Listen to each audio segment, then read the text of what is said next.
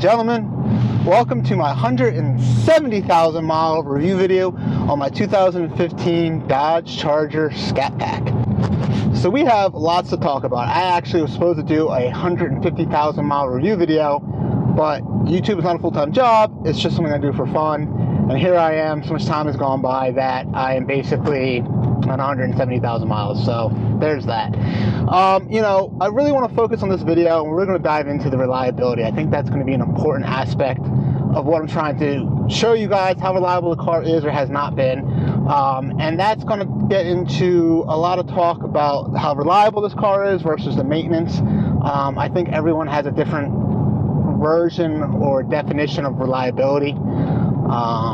You know, we're going to dive into all that. We're going to dive into how this is a performance vehicle and how, you know, if you're used to what I would call an A to B vehicle, something like a normal Honda Civic, Honda Accord, Toyota Camry, even if it was Ford Fusion, something that's a little bit more A to B.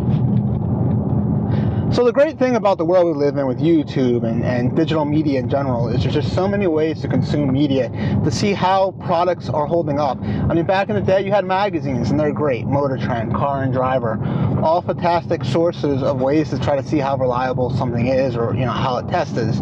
But in my opinion, there's nothing like what YouTube can provide the consumer, because I am the consumer and I'm reporting back to the consumer, you, how I feel my car is being held up or how it's holding up. I mean, even comparison to something like a long-term review by Motor Trend, I have a car for a year. It's not the same. I'm an actual owner. It was 2015. I got it brand new. I'm the only one that's owning it. I'm the only one that knows how I've driven it. I know everything about the car, and it really is a true test to see how these things really hold up. Which leads me to the next point, which is a very important point, to kind of discuss who I am as a driver and what it's like, you know, because it's important to know the type of driver that is driving the car, right? Is it someone that takes care of the car? How do they drive the car? I mean, all that good stuff. So diving into the type of person that I am, the type of owner that I am, I do think I am your standard car enthusiast, someone that has driven, you know, many performance vehicles, and I think I am a dead hit on what Dodge is trying to sell or who they're trying to go after. You know, I have done road trips on this car, drag racing, you know, Acro Raceway. I've had it. I've ran a 12.4 flat at 113, bone stock car. I daily this thing, you know, a lot of spirited driving. I mean, there's a lot of things that I do. I think I am your standard, you know, person that will own this. So, but the important thing I want to discuss and why I think it's such an important video and why I'm so happy to make this video for you guys is that I maintain the car. So you want to know, right, when you're shopping for a vehicle, how is it maintained? And we'll get into that, and we'll get into reliability, because you'll have, you know, I've seen plenty of videos and I've done videos on this, right, where Scott Kimmer, if I'm pronouncing his name right, will go ahead and get a customer's car. It's a used car. It's had 1 billion owners, you know, a ton of miles just like this, but it's not even maintained. I mean, he's doing tune-ups and spark plugs, misfire, this and that, and then he just basically blames Dodge, and it's just not fair to the Dodge brand, because you're driving a performance car and you have to take care of it. You know, I look at it kind of the way I would look at an athlete, right? I mean, athletes are pretty healthy people. They're very strong, but at the end of the day, depending on, you know, what type of athlete they are, right? If it's boxing, if it's football, like, they're beating up their bodies. And these performance cars, it's the same thing. We're very harsh on these cars. We drive them the way you want to drive what I would call an A to B car. You know, there's nothing usually exciting about driving, you know, your standard vehicle. They're great to get to A, to get to B, because A, they're more fuel efficient and they're way cheaper to maintain. I think that's important if you're a consumer looking into something like your first muscle car, that you need to understand that if you're coming from even a Ford Fusion or even another Dodge product that's more of an A to B product, you know, it's a lot different than what a performance vehicle is. So at 170,000 miles, right, you know, how's this motor doing? How's the trans doing? You know, just have all its ponies. I mean, well, let's find out.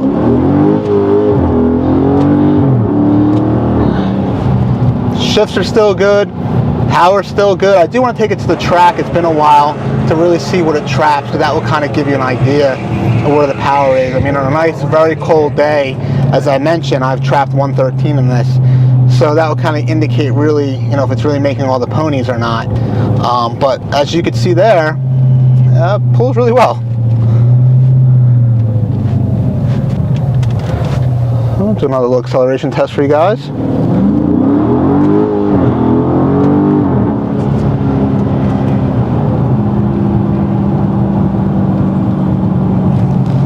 So let's dive into what I want to say, or what I would say is the meat and potatoes of this video, because, you know, I think what most people watching this want to know is, hey, is this thing reliable? You know, Dodge has, a lot of American cars have that stereotype of not being reliable. I mean, I'm the first to admit that, and this is my first Dodge product, and I'm happy to report that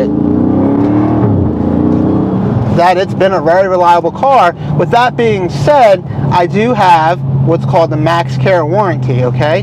And with this warranty, a lot of things are covered.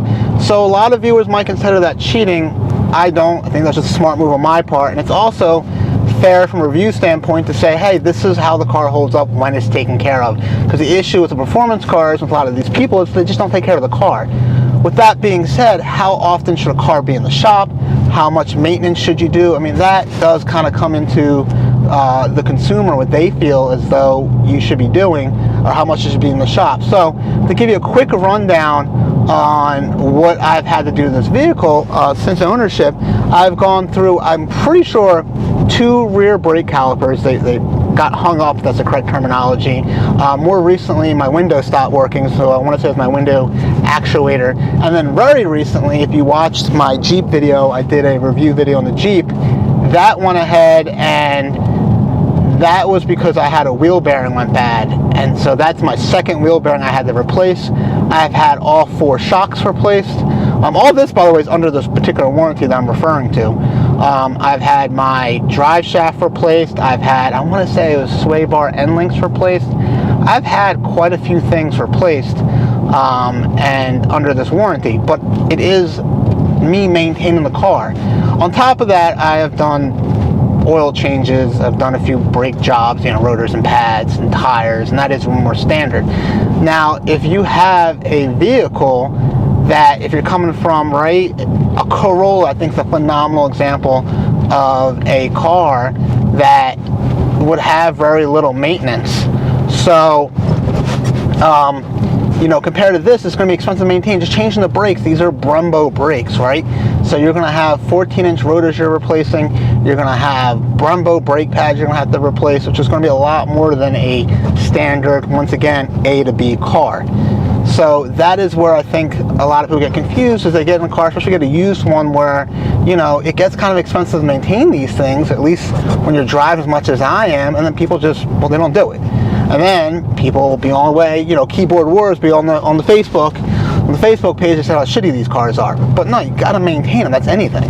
So if there have been any issues with the car, right, that really couldn't get addressed, or at least Dodge wouldn't want to cover it, and there is one in particular, I made a whole video on it, and it is actually when you go to downshift this car with the shifters, so for some odd reason you'll be upshifting or reverse downshifting, and it will do the opposite. So I'll go to upshift and it will downshift. Dodge actually did acknowledge this as a problem, but then in their notice stated that it was part of normal operating procedures, or whatever word they use, which blows my mind personally. So I just stopped using these paddles over here. If I wanted to manually shift, I actually use the shifter, put a manual mode on manually shift, which I've done throughout this video. But I have, you'll notice I really don't use the paddle shifters. That's one of the few things that never really got addressed with this car that really does kind of irk me. So guys, to kind of sum up the reliability and the maintenance, not a whole conversation, that's the list of stuff I've had to replace on the vehicle. Everyone's gonna have a different perception. I think the fact that I'm 170,000 miles and I'm still in my original motor and original transmission, those 2 items alone, I think is an indication of how reliable the car has been. Some people might disagree. They might say, hey, that's way too much stuff you have to replace from brand new, from 0 miles to 170,000 miles. I'm not sure why anyone would say that, but hey, that's open for interpretation, and that's the whole point of the video, is to give you guys an idea really how this car has held up for me over the 6+ years, however long it's been. Oh God, it's been more than that. We're 2022, 2015, so 7+ years. That's how this car has been holding up for me. So what I'm going to go ahead and do is I'm going to pull over up here, and we're actually going to go over kind of like how the interior has been holding up and how the exterior has been holding up, and give you guys a better idea of, well, how that looks.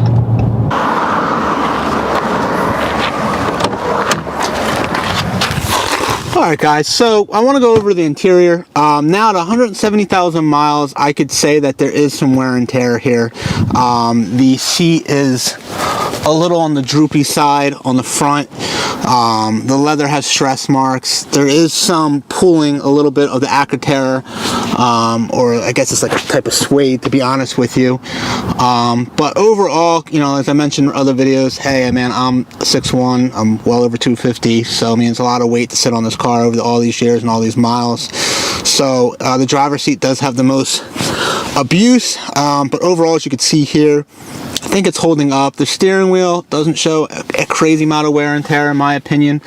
Overall, the interior is holding up. It's important for me to mention though that the dash, at least on the passenger side, actually does rattle more so in the winter.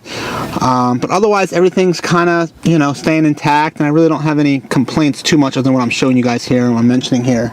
A lot of the soft touch is holding up. It does change colors, like I gotta hit it with a cleaning solution, otherwise it has like this white coming through, which is quite annoying. But once I do that, it's good. But I do want to report that aspect of the interior as well. Moving on to the rear seats of the car, or the back seats I should say, you know, there's not a whole lot to report here. Everything's been holding up really, really well. I don't have a ton of people back here, right? Some friends, some co-workers. Car does come equipped with rear heated seats, but overall I have really no complaints. Alright guys, let's talk about the exterior of the car. There's really two things I want to talk about because the whole car is pretty much fine, but really it's going to be the front end of the car. This really has nothing to do with Dodge. It's just me kind of giving you guys some information on the front of the vehicle, because that's where I always sustain so much damage. As you can see here, the headlight's kind of on the watery side, so obviously something's getting through. The other headlight is perfectly fine. You'll see here on this, it looks like a really dirty front end, but honestly those are all chips. So I clear brawled or 3M part of the hood, but not the front bumper, and that's what I really recommend that you do if you're gonna get this car. Get the whole front end done. You can see here I'm missing a fog light. So I mean, like I said guys, this is my daily driver. You know, she's beautiful, but she's not a beauty queen. And you know, this is what it's like owning a car. I think I'm gonna have one of the most realistic videos out there on YouTube for you guys to see what it's like to own this thing. I got a billion other videos. You want to check them out? I'll probably link some of them in the description as well to help you guys out if you're interested in one of the final and last Mopars that well, HEMI Mopars that Dodge is going to produce. So one other thing I want to talk about though is, and this is more of a manufacturer issue, is the wheels, especially the center caps.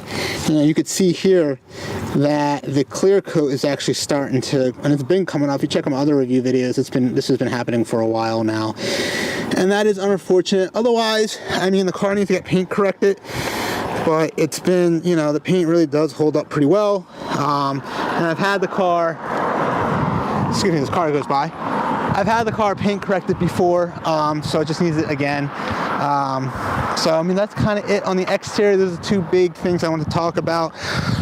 Was the rims peeling, and the front end having, you know, chips and marks and stuff like that. Guys, thank you for watching my video. This is the end of the video. If you please go ahead and smash that like button. I do put a lot of time into these videos, especially my long-term review videos. I try to get as much information packed in the video for you guys to go ahead and watch and enjoy, and see if this car, whether it's the Challenger, the Charger, the Scat Pack, the HEMI, the Hellcat, is the right fit for you.